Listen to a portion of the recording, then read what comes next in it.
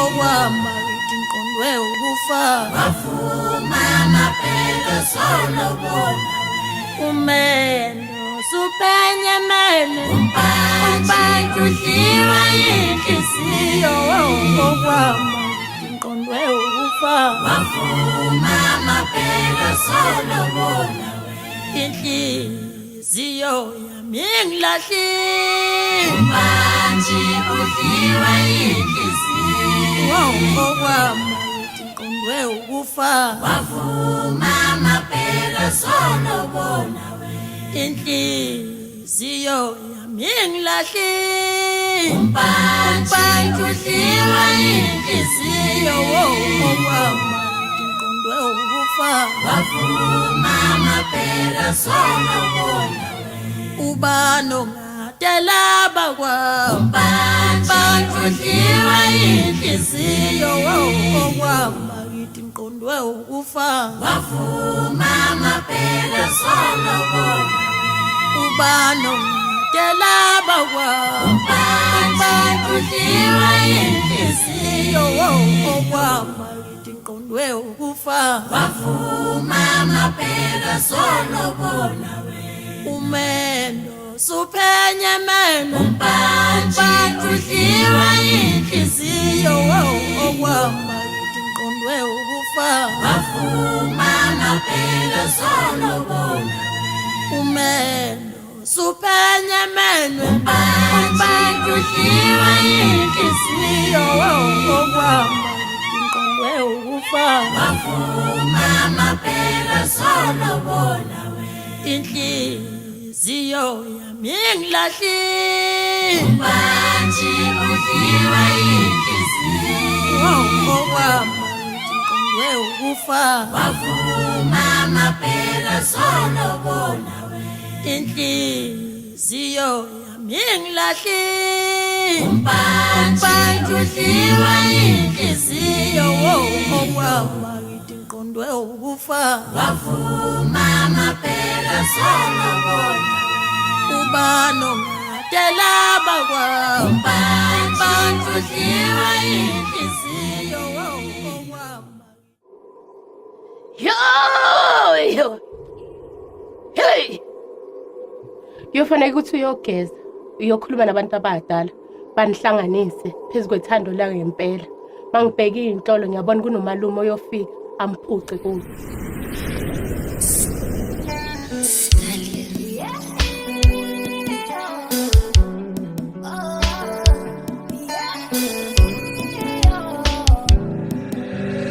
Dali when ungihambele my way ngiyeza ngizohlala kini ngenxa yento engaphakathi kimi Dali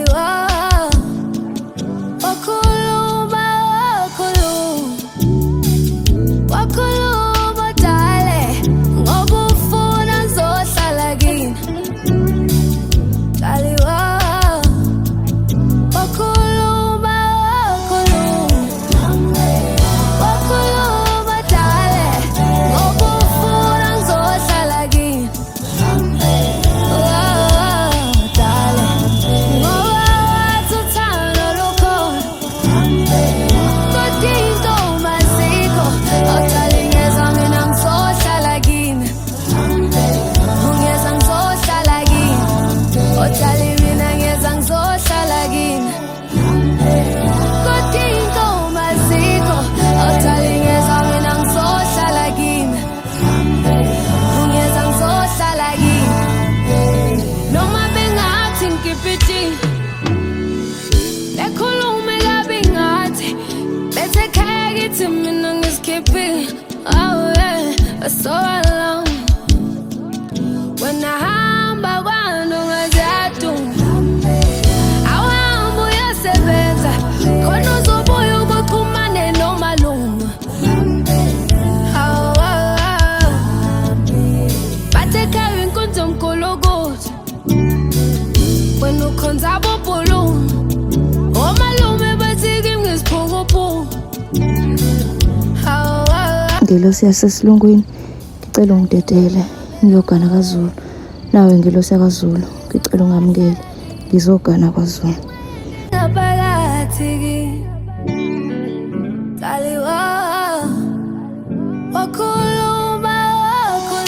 Ngelosi yasesilungwini ngicela ungidedele ngiyogana kwaZulu. Nawe ngelosi yakwaZulu ngicela ungamukele ngizogana kwaZulu. Ngelosi yasesilungwini ngicela ungidedele ngiyogana kwaZulu. Nawe ngelosi yakwaZulu ngicela ungamukele ngizogana kwaZulu.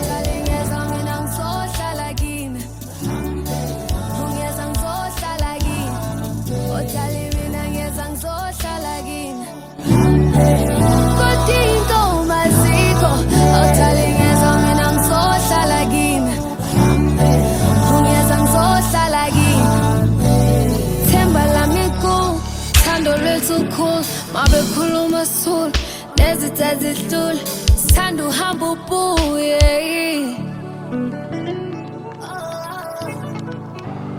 bathi uzoduka nezwe kanjani angibiza uma weni khona zonginika ubheka mina edaba jali wena ungihambele uma weni ngiyeza ngizohlala kini ngenxa yento engaphakathi kaliwa wakhuluma dale ngokufuna ngizohlala kini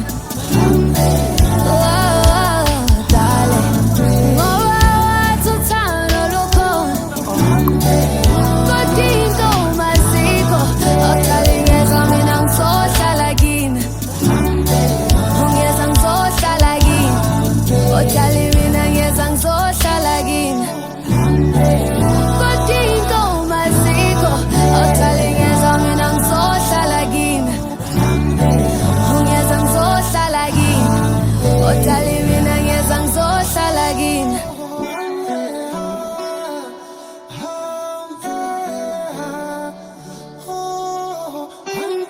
umakoti ungowethu siyavuma ungowethu ngempela siyavuma uzosifundisa ama-business plan siyavuma isiwelele siwelele siyavuma umakoti ungowethu siyavuma ungowethu ngempela siyavuma uzosithatha sinike umsebenzi siyavuma isiwelele siwelele siyavuma umakoti ungowethu siyavuma ungowethu ngempela siyavuma uzofunda tholi masters siyavuma isiwelele siwelele siyavuma uzosifundisa ama-business plan siyavuma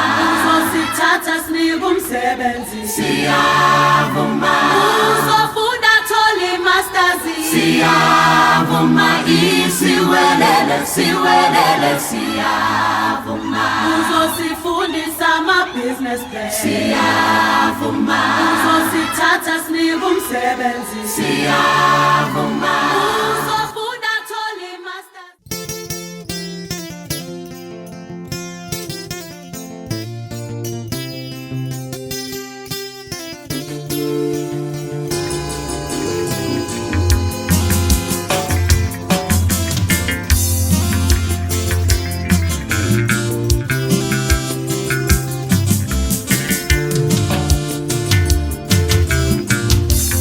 Ay, si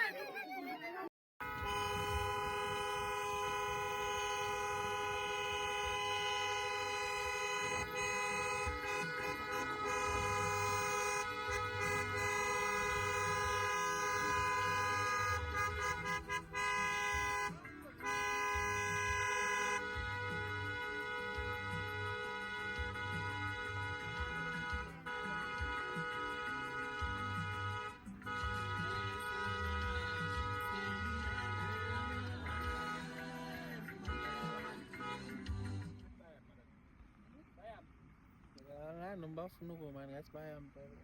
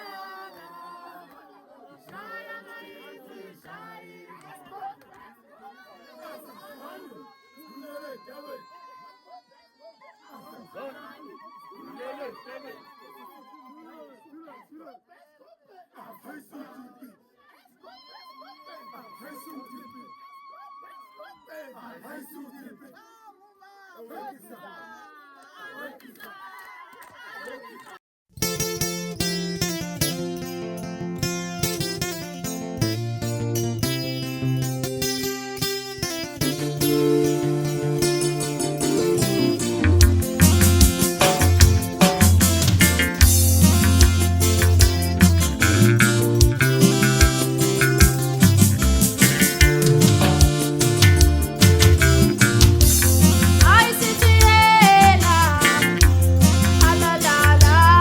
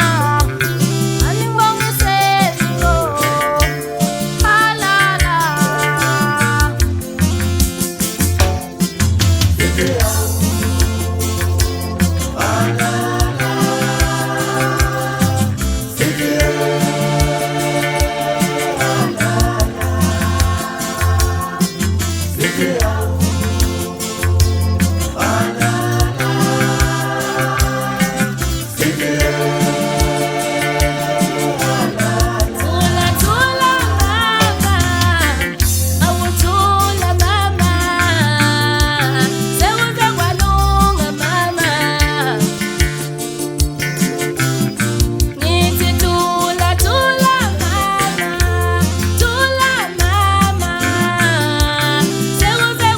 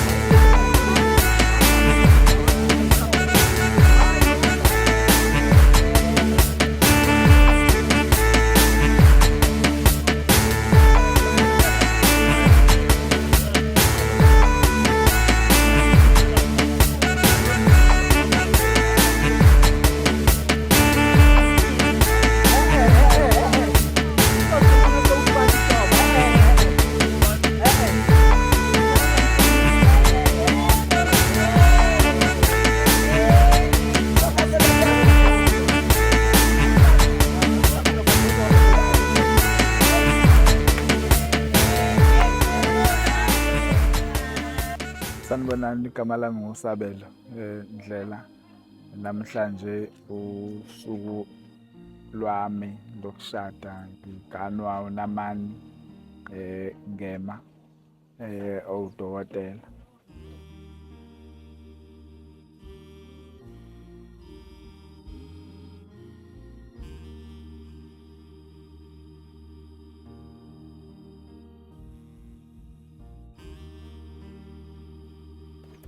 Oqala into engifuna ukuyisho ukubonga to you my love for loving me.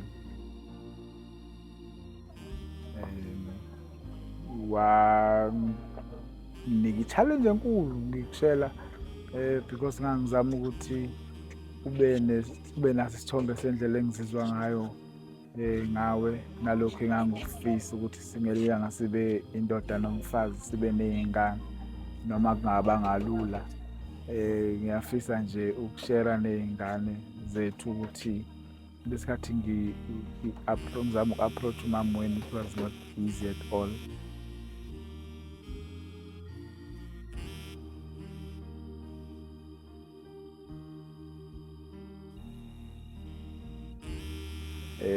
Attention yakhe kwakunzima ukumthola mama wenu. Ngimbingelele ekuseni ku-WhatsApp aze aphendule ngo-5 ntambama every day ehlaziye into ebhizi. But I've mastered ukuthi ngabona ukuthi iyona trick anayo kumuntu asuke emshela ngoba esuke efuna ukumdemotivate. Ngashintsha ngayeka ukuba isesheli ngambiza ngomgo until wangena kwi-trap naye angibize ngomgo, and then we started talking ngezinto ey'ningi ey'hlukene. Kwase kuba lula nokumcela for dinner. Kwenzeka once a month, kwagcina kwenzeka twice a month. Naye enganakile because at that time sase singabangani sesikwazi ukukhuluma into ey'ningi ngingasayikhulumi nhlobo into yokushela.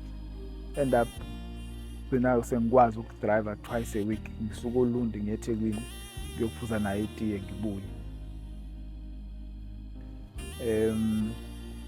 But make ngakhuluma le yokuthi ngifuna abe umkami sivele sicabanga.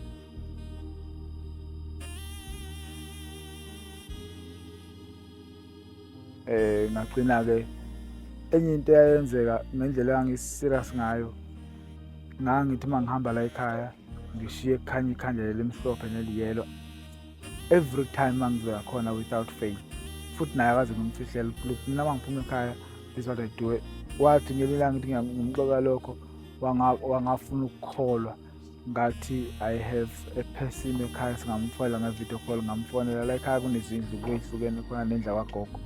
Ngamfonela engaphandle la egeyithini ngathi akawokhe aye kwagogo, simbuka kwi-video call.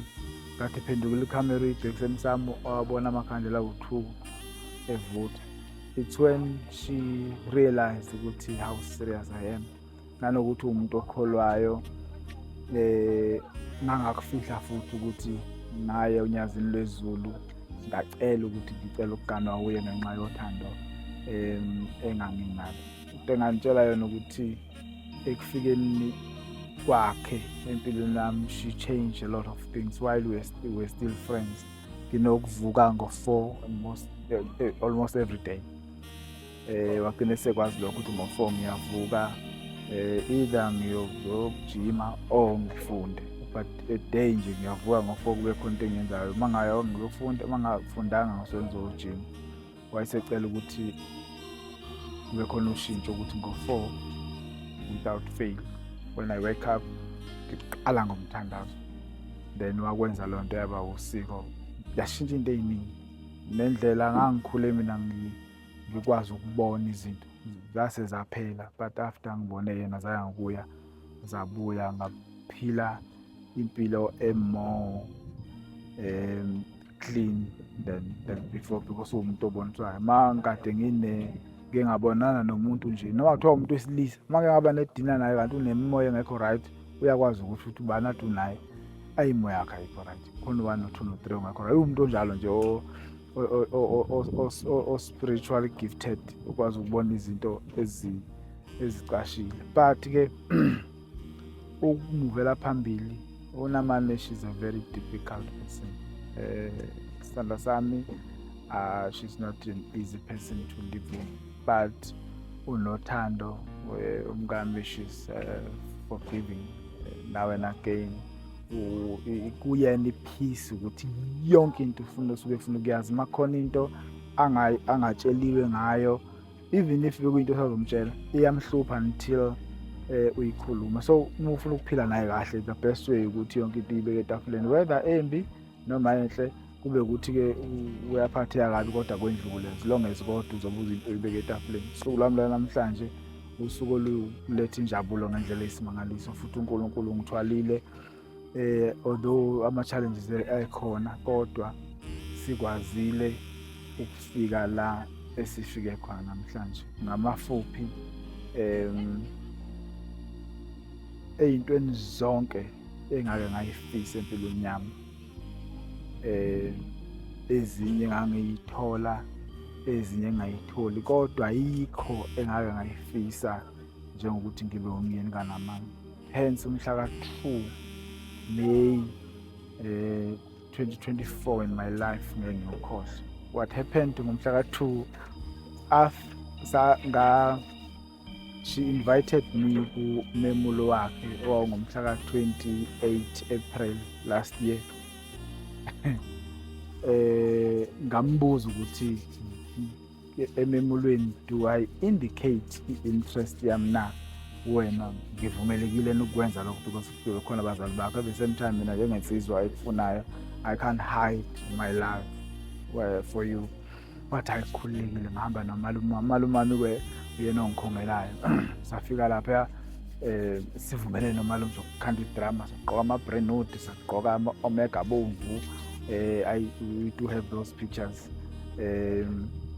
Bonke amantombazana ayemisile ngawaqhasa u-R200, umalume wakhipha imali cishe eyiningi, ngeke ngisho manje kodwa eyiningi, nami anginayo ngalo sikhathi.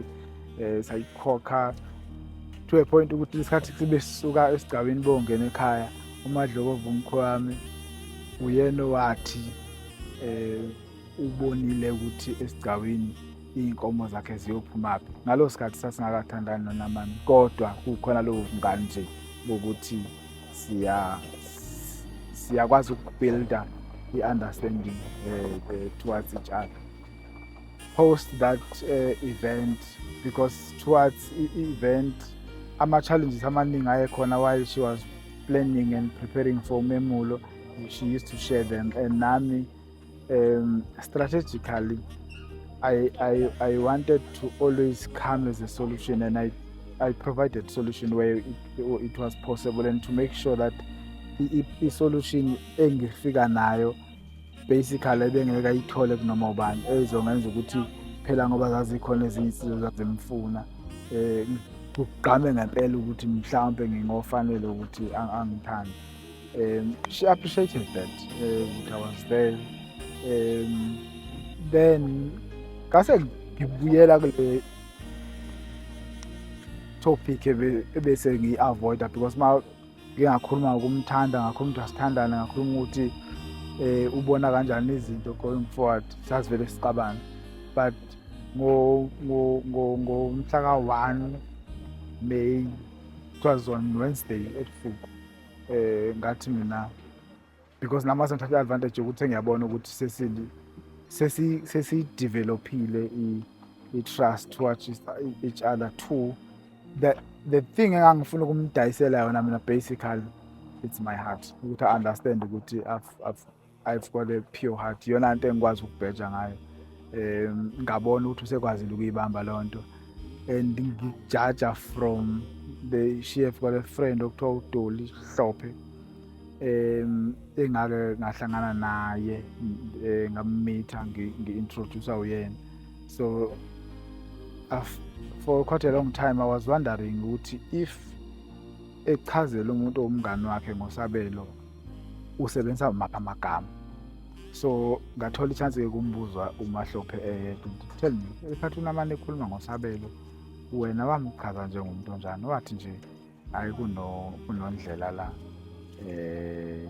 ongifunayo onomoya omuhle ngase ngiyathika okay then the advantage. So that day umhla ka-1 May ngamkhonarisha ngokuthi ngithi look isidalo sami ngumuntu ozwelayo, angifuni ukukuhlupha ngenasidingo, khona iqiniso engalenzile la ngaxoxa the opposite ukuthi look ngoba lokhu ngoba ngilekha amagama engawasho ukuze ubone ukuthi ngidinga kangakanani, but manje sengifila sengathi akukho fair ukusondela eduze kwakho nginenye emotive kodwa sibe silokho esibizana ngabangani. Either siyayiyeka lento yokuba abangani siyathandana or sivele siye kuba abangani. But I want you ukuthi ucabangisise kahle lonto usho into eyodwa. Wasethi yabo lento siyikhuluma idinga sibonane ubuso nobuso. Then ngase ngimphoqa ukuthi ngicela that meeting ingabi later than tomorrow. Then she invited me. Ngasho futhi athi wena obiza mina futhi you will pay for it. Mina manje ngendlela strong ngayo. She invited me to a dinner. Went to that day wahalela ama ribs ase fish market lapha eGateway. We had them both of us like i-cappuccino sayiphuza sadla ngase ngithi angizele lento anyway yini obungibizela yona wangibuka emehlweni ngathi mfokandlela yabo yonke lento ohlala ichaza ukuthi ufuna ukungenza yona uba umngane stuff. Let me give you a chance. Ngathi mina nguzwa ngiyaqomana sahleka lokho-ke ngathi hayi ngidlala kwathi and stuff. Then from that day the life changed because into eyiningi in terms of namanje umuntu ofocusile bafanele manje ngiyi-align naye, ngiyi-align nothando enginalo naye futhi ngenze izinto ngendlela emprotectayo, ngimfundise futhi nami ukuthi ngifuna ukuthandwa kangakanani while I was learning ukuthi nami ngifuna ukuthandwa kangakanani. But kwafanele ngiqale iprocess yokuthi njengendoda siya kanjani phambili ukuze ugcine kufike usuku la namhlanje. Nightshell batabami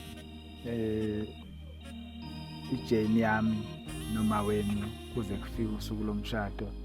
It was not an easy one because she's not an easy one, but into engithanda ngayo ukuthi uNkulunkulu engigcinele yena ephila nani even if angisekho emhlabeni. I will be sure ukuthi you are growing under a leadership strong na nohlobo lomuntu othanda uNkulunkulu ngalendlela unamana amthanda ngayo.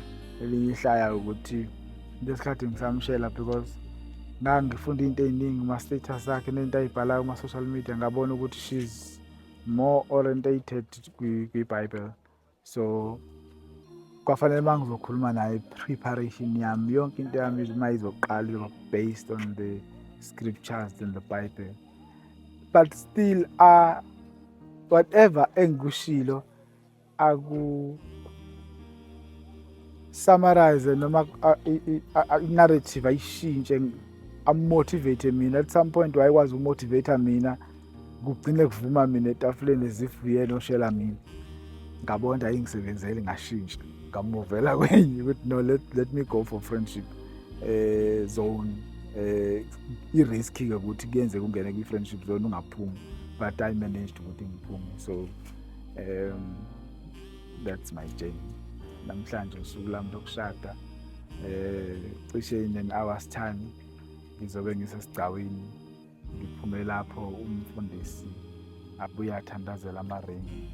Iringi ahlanganisa ngayo wacela ukuthi siyishintshe mase sishada. So umfundisi uzobuye ayithandazele sithole umfundisi umgasela okuyena ozosishadisa because unamaphepha asenza azokwenza ukuthi awase kwa Home Affairs. Usho ngoba abaningi phela abafundisi kuleli bandla kodwa yena particularly ukuthi asifuna akwazi ukunesa leya kwaHome Affairs ngoba vele afike nedocument yakhona isiphelele. I'm happy ngendlela engajwayelekile noma nginalo uvalo lokuthi uNkulunkulu uma sekunika exactly what you want. It's challenging because I'm as much as I know ukuthi ngiyamthanda, I know ngizomphatha kahle kodwa ukuthi nje uNkulunkulu will be watching ukuthi ngiphethe kanjani into anginike yona. It's very challenging and it's scary. Ngiyawubabaza umusa. I'm happy kakhulu my love.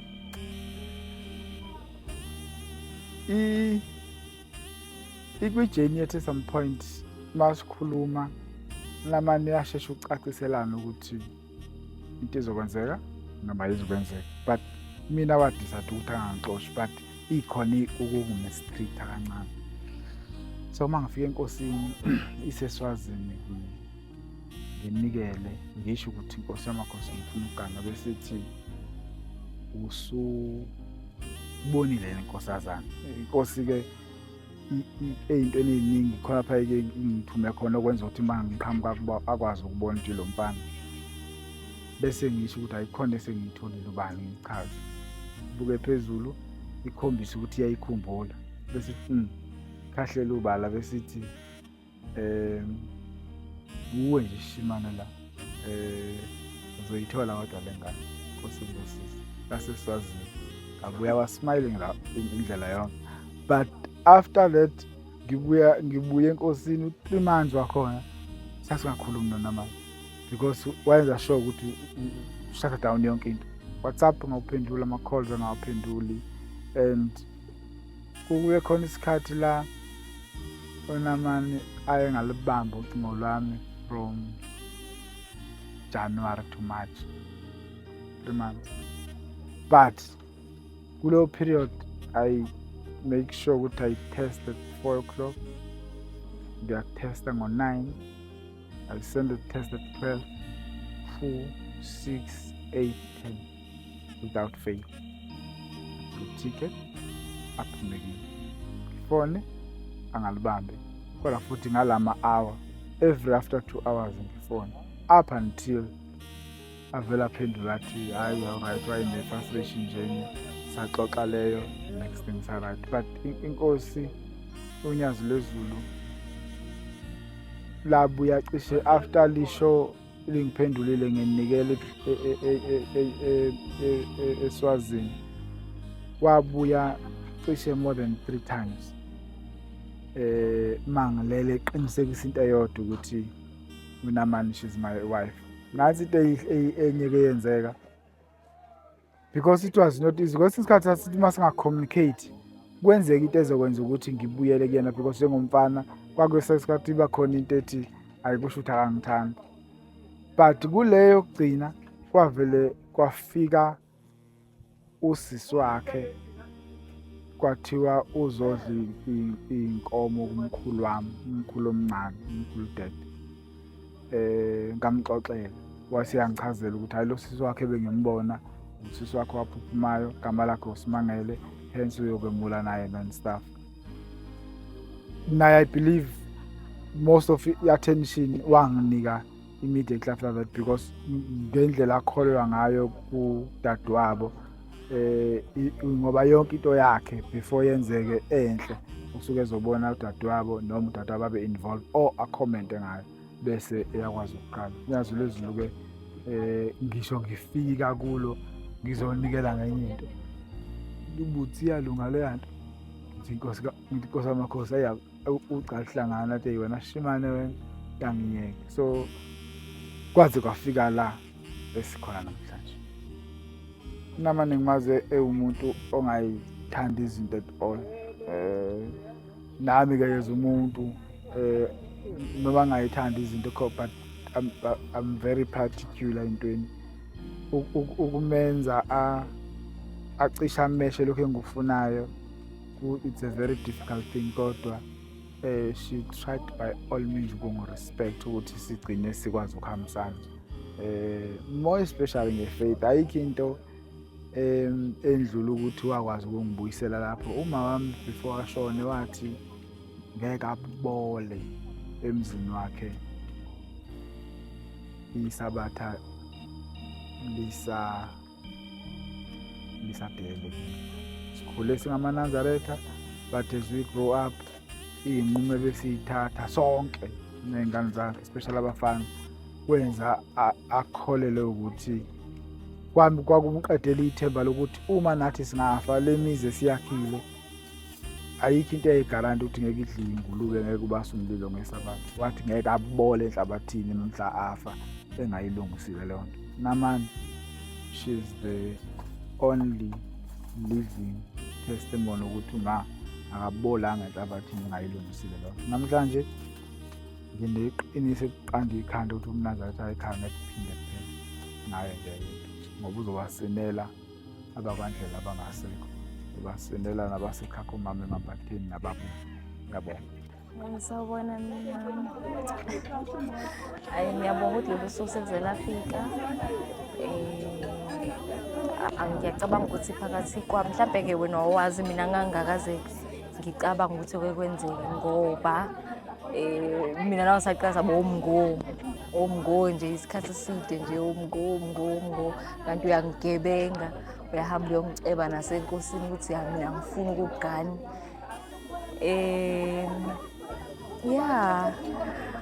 Ngiyabonga ubungani bethu because benza si-understandane kangcono. Ngiyacabanga ukuthi mhlawumbe sifike la sifike khona namhlanje because siqale saba umngo and then everything just unfolded kanjalo.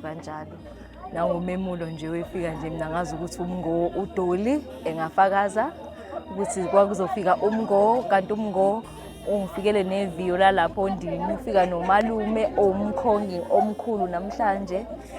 Ayibakhoza idrama babe khona bonke noNtokozo bengafakaza. And then after that angazi nami kwenzakalani, kodwa silala sikhona.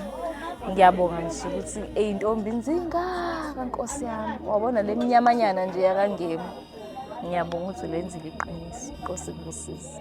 Oh no, ngoba ngisho ukuthi uNdlela uqala wabomngo, shuthi mhlambe ngokufisa kwakhe ukuthi aganwe yimi, wagcina sehambe soyibika lento enkosini. Uma exoxa kathi inkosi vele ifika imhleka athi awushimani uhlule ukushela intombi sekufanele ngiyokushelela intombi.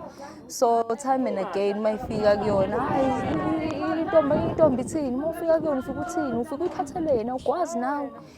Uthi after unyaka uma isephinde futhi ebika athi hayi inkosi ngibusise uzokhola umsebenzi ayifunda, uzothola umsebenzi izokugana futhi le ntombi. So mayingixoxela mina I was like kanjani kanjani, but eventually kwagcina sekwenzeka. Ngimzile for 3 months futhi ngimblog, but kube naleyo nto nje mangimblogile ukuthi ngazi ukuthi khona umuntu ongithethisayo, angazi nami kanjani ukuthi unblock.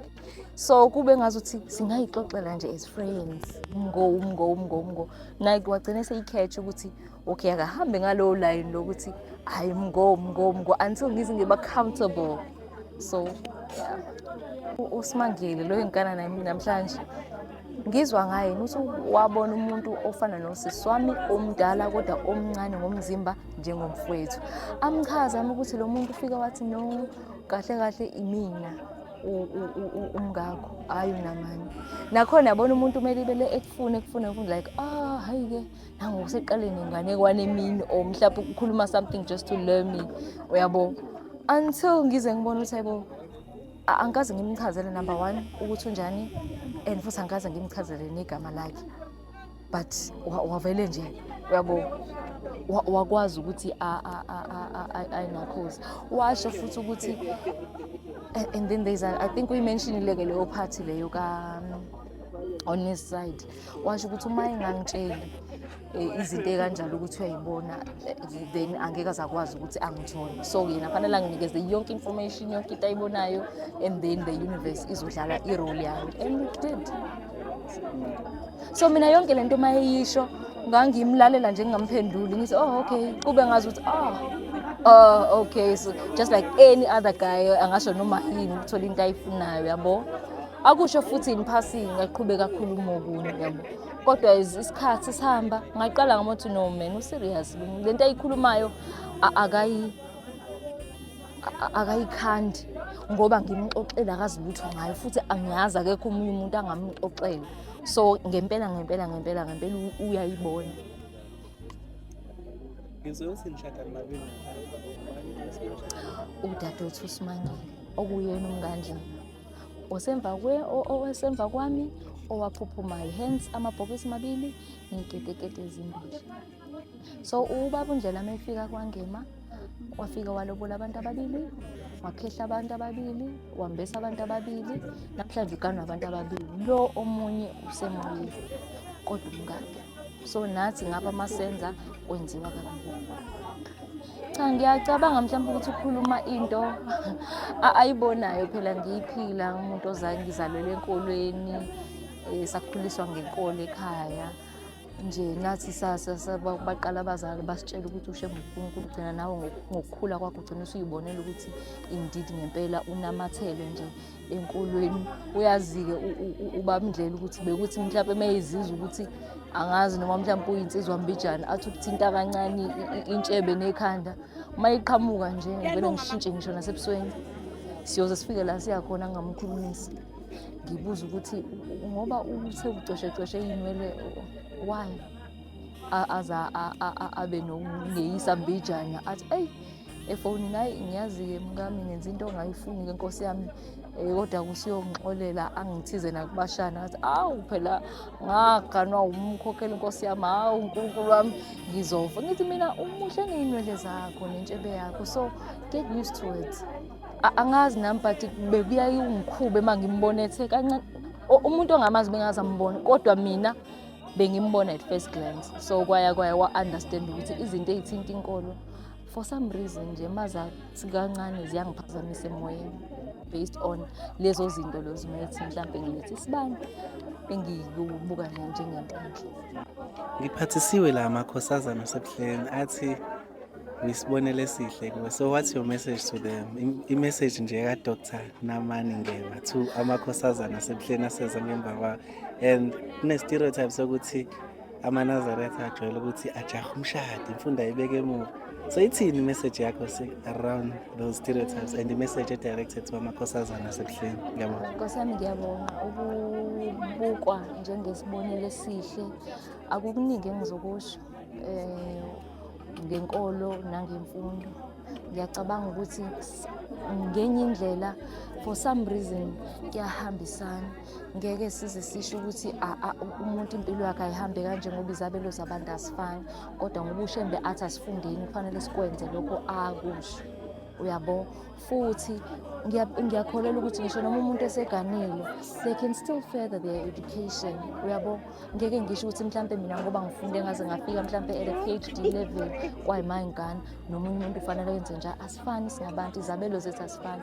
Bottom line is kufanele sifunde kodwa. Uyabo umuntu esifazane nje yabo akhuthale encwadini futhi angakhohlwa iyalo kaShembe ngoba kageji. Ayikho into ongeke uze uyi-achieve empilweni uma unamathele kuzona. Ngiwufakazi. Mostly to my family nje umndeni wami wakaNgema, uma ubaba, obhuti bami, nosisi bami. Ayikho i-support system engicabanga ukuthi ngake ngaba nayo emhlabeni okudlula eyalo. Nje angazi ngabonga ngithini uNkulunkulu ngase ngangigcinela ngikhulisele bona. Nje bakhombise ukumamukela kakhulu kamnandi umyeni wami wangaba umkhwenyana kodwa wawubhuti ubona ngendlela engakwazi ukuyichaza okukhombisa ukuxhumana kwemindeni oku-right because nawe uyazi ukuthi unomndeni manje omusha nasekhaya nabo bayazi ukuthi bagele indodana ubhuti onezana nonezana nabo banomfowabo futhi. Kuyajabulisa kakhulu ukuthi udadewethu oyiwelela aphume eyintombi nakhona futhi ebonelela futhi kusisi wethu omdala ukuthi ukuyiphatha kahle kunomvuzo ekugcineni. So ngiyasiqhenya ngaye kakhulu sukela nje emntwaneni bethu ngiyacabanga sobabili nomndeni wethu siyayiqhenya sisonke ngathi usenze nje sababakhulu siba abantu abancane kodwa nje sabantu abakhulu. Kunosisi wethu ke owaphuphuma omncane kunathi ke, so uSibari ke ubizwa ngoSimangelo kaNgema. So uSibari ke naye wavitane nje futhi wayithanda lezi zintokazi zakwaNgema, wathi uzoyilobola zombili, konke nje kuhamba kababili futhi kahle kahle sibathathu. Ngoba mina ngincike kuyena udadewethu loyiwele bese kuba khona nodadewethu omncane uSimangele. Ngimthembisa ukuthi yebo vele umuzi kodwa uzoqhakamba futhi uzoba strong. Udadewethu she's a leader and into yakhe uyayimela, and kakhulu unayo kindness kakhulu, futhi into engiyithanda kakhulu kuyena nami engihlulayo, uma into imphathe kabi uyayisho, uyakonfront athi 1 no 2 awuwenzanga kahle. Ngiyacabanga ukuthi yena nabantu mhlawumbe abebedlalela kuSibari ngoba uSibari ubona ngathi umuntu olungile, ngaba confront ukuthi cha phela umyeni wami lona ngeke nidlale ngaye. So umuzwa kaNdlela ngiyawuthembisa ukuthi uzokhiqiza iziqhamo ezinhle, sithembe ukuthi nabazukulu nabo futhi abomlandela uShembe ngoba uyathembela kakhulu kuShembe. Ngingandi kakhulu kodwa ngizama ukuchaza kukhona la sasizingane, angazi noma ngizonkanta yini, but ngifuna ukuchaza lo mlando sisezingane. Uma wethu wesifundisa ukuthi yena uma sekuzoba kusondela oKhisimusi umuntu namunye amnike imali ukuthi yena athenge ingubo ayifisayo sisebancane. Strange thing ayenza ngendabeni ukuthi uyamthanda uShembe, wathi mina ngale imali yami onginike yona ngiyacela ukuthenga imvunulo yami yonke ngesilungu sisebancane. And it came to a shock ukuthi yena hawu umuntu omncane nje ngoba sisebancane sicabangela indaba zoKhisimusi thina. Imvunulo yakhe nje isilungu yokuqala nqa wayithenga ngemali yakhe esasinikwa abazali, wathi mina ngiyifuni kulonyaka ingubo zaKhisimusi, ngifisa ukugidela uShembe. Ilapha aqala khona ukungena emgidini wavunula isilungu. So kuyakhombisa ukuthi lo muzwa kaNdlela uzoba nesisekelo saShembe. Futhi mo samukela phansi uShembe ngokukwami usuku uphandle ngoba uShembe uyisisekelo sayo yonke into naye, ngoba ehleze echaza ukuthi yena ekhaya thina sifundiswe ngoShembe ukuthi yena ayikho enye inyanga esinayo ngaphandle kwaShembe. Ngicabanga ukuthi la ekhona, hayi ukuthi ngiyacabanga, ngiyazi ukuthi la ekhona ingenxa yomthetho wabazali nokulandela inqubomgomo kaShembe, ngoba even nasevasithi ongoye wafike ngangibona esephatha indweba esesina esekwenza konke, chaza ukuthi uShembe ubemphila ngisho noma esekuhambeni, because her entire life after high school ubengayispend ekhaya, bese she was always away. Kodwa indaba kaShembe behleze ibeka phambili, afone siyovala umhlangano endaweni ethile besukele esikoleni kuyiwe eGoli kuyovala umhlangano eqhuba lento kaShembe. So ngicabanga ukuthi yena umuntu othi mase sephezulu bese ecabanga ukuthi uShembe phansi, ngibona ngathi uphandle ngoba uShembe ngimbonile nami ukuthi uyisisekelo sayo yonke impilo. Mombeke phambili konke kuzokwenzeka kanje. Noma futhi ama challenges abekhona bengacabanga abantu thina ngoba we are close members of ifamily, siyawazi ama challenges awafacing, kodwa ubebeka uShembe phambili. Side that esezoqeda iPhD yakhe kube nzima kakhulu, wathi ngeke ngiyacela nonginikelela ukuthi iphume ilontuza i-report i-report ka I think 4 months or 5 months if I'm not mistaken, wayiqeda within isonto esebikile uNyazini ukuthi baba ngicela ukuqeda iPhD yami yaphuma waba udokotela. Kumele ithathe 3 months to 4 months ukuze ukuthi ayicompile bese ayisubmit. Wayenza yena within 3 weeks, ishuthi inyanga leyo wayisubmita yaphasa, wanikeza. Ngiyakhumbula nje sasiyendleleni esontweni kungena i-email ethi yena you have congratulations, you have achieved your PhD. Shembe. Esebikile wabona ngesonto lokuqala ukuthi ayihlangana. Wathi ngeke mangicela niyongibika kuShembe ukuthi ngiyafisa ukuyithola le PhD kodwa isikhathi asangivumeli. Wabeka umawa ubuyizwi lonyazi lwezulu ukuthi inkosi kubusisa uzoyithola iPhD. Ngempela yaphuma wesehlanganisa engawulali. Esecompile report engabe uyicompile within 3 months. Esebona ukuthi nakho ngizodontsiseka wathi anginale lenye ithemba uShembe ngiyafisa ukugraduate kulo nyaka ukuthi ngiyithola iPhD. Wayicompile report yapass. Mina ngithi abantu ababonele ababeka uShembe phambili.